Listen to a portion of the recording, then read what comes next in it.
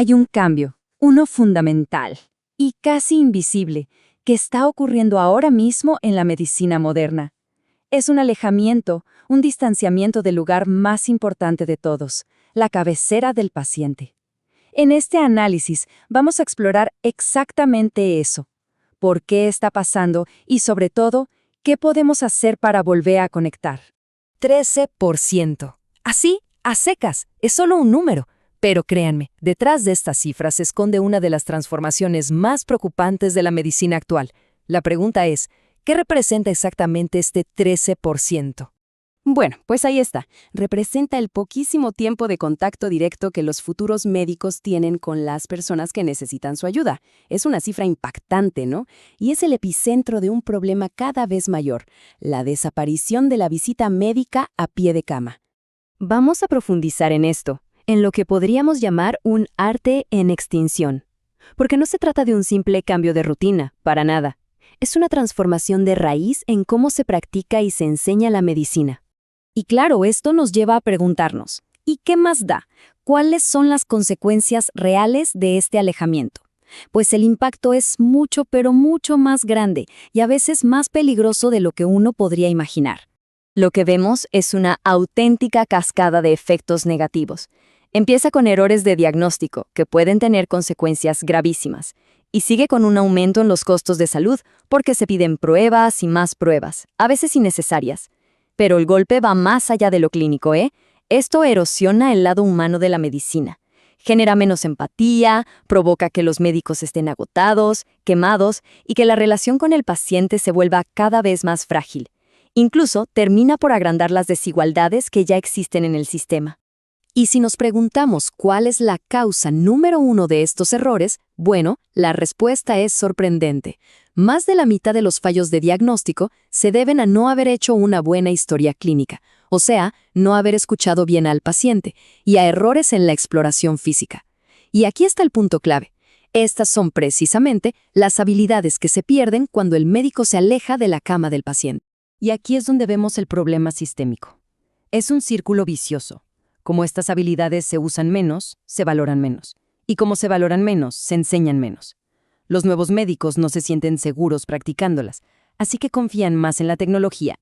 Y el ciclo se repite, desgastando cada vez más una de las bases de la medicina. Pero, a ver, ¿cómo es que llegamos a este punto? No fue algo que pasó de la noche a la mañana.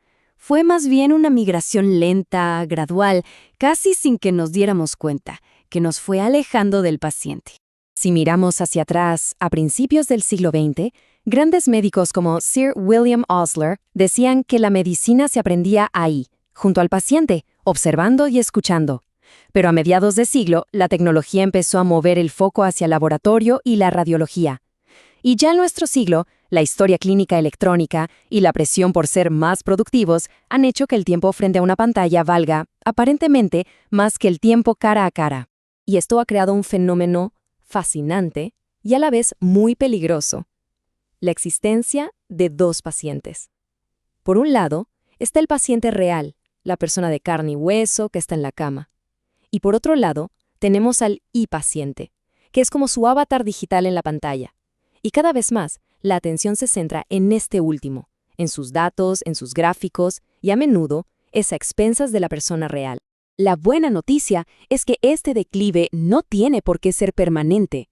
Ahora que entendemos el problema y de dónde viene, podemos empezar a hablar de soluciones. Y sí, existen estrategias muy claras y prácticas para reconectar y, por así decirlo, revivir la medicina a pie de cama. Pensemos en esto como una hoja de ruta con 6 estrategias clave. La primera es la más simple y la más fundamental de todas: simplemente ir a la cabecera y observar. A partir de ahí se trata de usar la evidencia científica para guiar lo que hacemos, de crear momentos específicos para practicar el examen físico y, muy importante, de usar la tecnología no como un reemplazo, sino como un apoyo para estas habilidades. El ciclo se completa con una cultura de feedback constante y finalmente reconociendo que el poder de estar ahí, presente, va mucho más allá de solo dar un diagnóstico. Muchas veces le echamos la culpa de todo esto a la tecnología, pero ¿y si, irónicamente, pudiera ser parte de la solución? Hay herramientas como el ultrasonido en el punto de atención, conocido como POCUS, que para usarse exigen que el médico esté físicamente al lado del paciente, fusionando la alta tecnología con el contacto humano directo. Esto nos lleva a una pregunta muy importante. ¿Estamos siendo injustos al culpar a la tecnología? ¿O el problema no es la herramienta, sino la forma en que la estamos usando? Pues parece que la respuesta es que la tecnología, si se usa bien, puede ser una aliada increíble. Los estetoscopios digitales pueden amplificar sonidos que antes eran imposibles de oír. La telemedicina, aunque a distancia, nos da una ventana única al entorno real del paciente, a su casa. Y la inteligencia artificial tiene el potencial de automatizar todo ese papeleo administrativo, liberando a los médicos para que puedan volver a hacer lo que nadie más puede hacer: cuidar personas. Y esto nos lleva a un punto final que es crucial.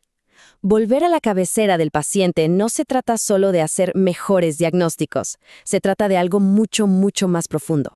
El simple acto de estar ahí, de estar presente, tiene un poder inmenso. Le devuelve la humanidad a un sistema que a menudo se siente impersonal. Ayuda a los médicos a reconectar con el porqué de su trabajo, y eso combate el agotamiento. Construye la confianza, que es la base de cualquier relación terapéutica, y fundamentalmente nos ayuda a navegar juntos esa incertidumbre que es parte de la medicina. Quizás el secreto al final se resume en una sola palabra: curiosidad. Cuando un encuentro médico deja de ser una lista de cosas por hacer y se convierte en una investigación en equipo, todo cambia. Se vuelve una historia que se descubre entre dos. Al final, todo nos regresa al principio, a las palabras de Sir William Osler, que hoy suenan más actuales que nunca. La medicina se aprende junto a la cama del paciente. Es un recordatorio de que a pesar de toda nuestra tecnología y nuestros datos, el acto fundamental de la medicina siempre va a empezar con el gesto más simple y poderoso de todos: observar. Ver, pero ver de verdad, a la persona que tenemos enfrente,